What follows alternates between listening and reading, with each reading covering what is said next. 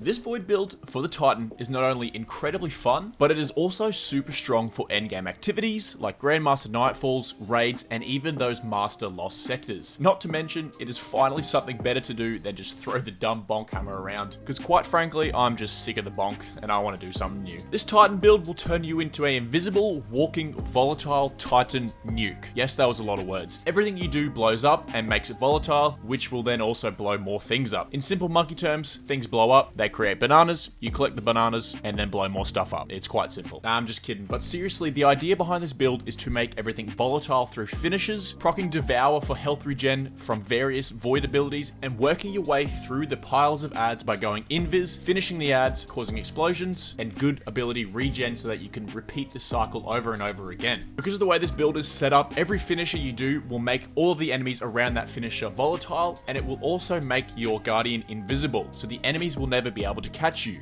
As we all know, when something is volatile and it then dies, it will make an explosion. So if you can make one enemy explode, making everything volatile, then everything blows up. You get what I'm saying here? Every finisher you do will make that next enemy next to them also finishable. It's a simple but effective strategy. Throw a nade and a shield bash and even a Titan wall into the mix every so often, this build is unstoppable. So if you like what you're seeing, stick around for the whole video as I'll explain everything you need to do to make this work in your own hands. If you do enjoy this video, feel free to drop a like and maybe even a subscribe, but let's get into it. I originally got this idea from Plunder the Booty, so make sure you go check his video out as well. So the exotic that we're going to be using with this build is the Severance Enclosure. This is definitely a very underused Titan exotic. So as this states, it says powered melee final blows unleash a damaging explosion. Finishes and final blows against more powerful targets increase the radius and damage of the explosion. When you kill an enemy with a powered melee attack, it's going to cause that target to explode. And then when you also finish enemies, it's also going to make them explode. Depending on the level of enemy, there's a bigger explosion. So for instance, a yellow bar or a mini boss finisher or powered melee kill will cause a bigger explosion than just finishing a red bar enemy. Very good exotic here for this build. Jumping into the subclass, obviously we're going to be wanting to use Void with Ward of Dawn. I like to use Towering Barricade,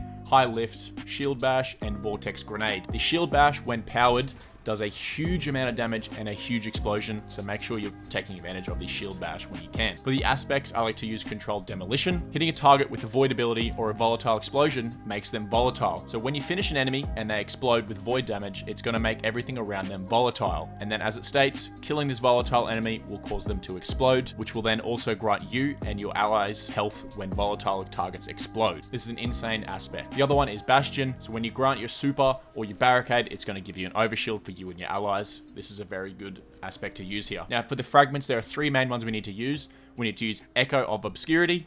So finishes grant you invisibility, fairly simple. Echo of Starvation, when we pick up a Void Breach or an Orb of Power, it's going to grant Devour. And Echo of Sensation, finisher final blows create a burst of void damage that cause nearby combatants to become volatile. Defeating this volatile target creates a Void Breach. Picking up that Void Breach will then grant Devour. As we know, Devour will restore our health to full, and it will also grant grenade energy. And if we get a kill when we have Devour procced, it will then extend the duration of Devour. So we will have Devour up constantly 24/7. This is very easy to keep up. So a Void Breach is a little rupture that hovers above the ground. It's got that void sort of color to it. This is what it looks like. When you pick these up, it's going to grant class ability energy. This is very good. You want to make sure you pick these up when you see them. Jumping over to the weapons, because this is a Void build, I like to use Funnel Web and Retrofit Escapade.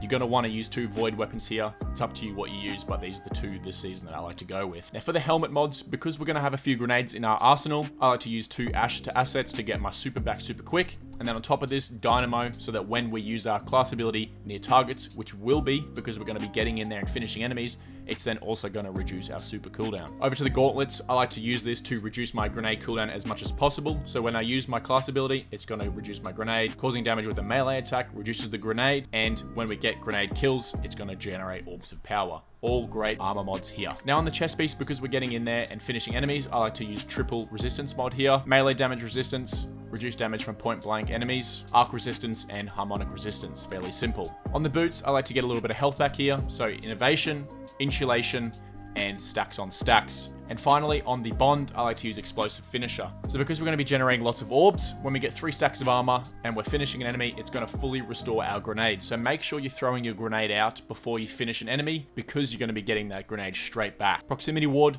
so if you do end up getting low and you insta-finish an enemy, it's going to grant you an overshield when you're finishing an enemy, meaning you will not die. Once that finisher is finished, you're going to go invisible and you're slowly going to regen your health. So this is just a invincible cycle. You're not going to die because you're going to have a huge overshield and then you're going to go invisible. It's very simple. And thirdly, I like to use the bomber. So whenever you use your class ability, it reduces your grenade cooldown. Very simple. The only other thing that I would recommend to have on the artifact is Volatile Flow. However, I assume everyone's got this on anyway. It's one of the best artifact perks this season. So here's just some footage of me in a Nightfall that is about 20 light above my level. My Titan is not my main character, and it is a lower light level than my Warlock. So this is just me about 20 light under a Nightfall, clearly just breezing through all these enemies. I do get low a couple times as you can see, but when I do my finishes, it's going to grant me an overshield and then proc Devour after I finish that finisher. Now I go invisible after killing every enemy, so it's easily resettable. You run up, kill another enemy, finish another one, everything gets volatile. I'm doing this solo, it's not even a challenge. It is very simple. It's not all about damage. You can also use this build to your advantage to make sure you're invisible, wiping through the enemies so the enemies can't kill you. So if you're a less experienced player and you feel like you're getting targeted a lot, this is a great build for you. It can make you invisible and it can do a lot of damage. Even right up here, I run in front of an unstoppable champion with a bunch of ads, clear through them all with a couple finishes and a couple grenades. Super easy. I'm invisible all the time, so nothing really hurts me that bad. If you compare this with the fire team, it's just some great ad clear and some great teamwork. I'm just by myself here, and this is very, very simple. So overall, this is just a very fun and super powerful build for the Titans. This build is definitely effective in those higher end contents like Grandmaster Nightfalls, Raids, and Master Lost Sectors, but this build definitely excels in that medium range content. If you want to have a lot of fun in just regular Nightfalls, this build is definitely very exciting and a different playstyle than what you usually play. I'm going to put a dim link down below in the description, so check that out for a full build where you can instantly add that to your setup. A few Guardians asked for a dim build on my recent Hunter build, so I'm going to start doing dim builds for the rest of my builds. If you do enjoy this content, feel free to drop a like and even a subscribe. Let me know what your thoughts are down in the comments below. But I'm going to wrap this video up with just a little bit more footage of the build working so that you guys can fully understand how I use the build and what rotations I use and how I play the game as a Titan. But anyway, Guardians, thank you for watching and I'll see you later.